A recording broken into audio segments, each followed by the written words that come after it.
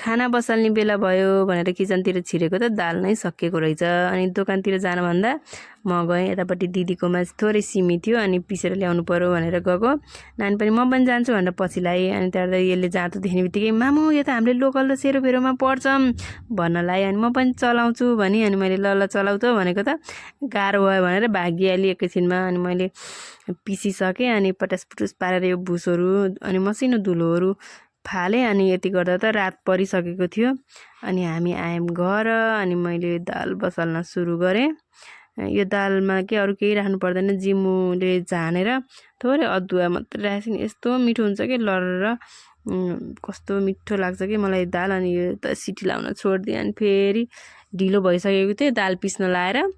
अनि यता फेरि मासु परकपुरुक बन्न लाएँ, मसला ससला सिलौटोमा पिसेर। रिल्सहरू हेरिसकेपछि के साथीहरू हजुरहरूलाई मेसेज आउँछ क्या हुन्न। मलाई अस्ति एउटा मेसेज आएको थियो कि हजुरसँग अरू कराई छैन क्या, सधैँ एउटै कराईमा खाना पकाएको देख्छु रे। मलाई यही कराई एकदम सजिलो लाग्छ, त्यही भएर मैले सधैँ यसैमा बनाउँछु कि। यति गरेर हामीले खानासाना खायौँ। हस् त, धन्यवाद।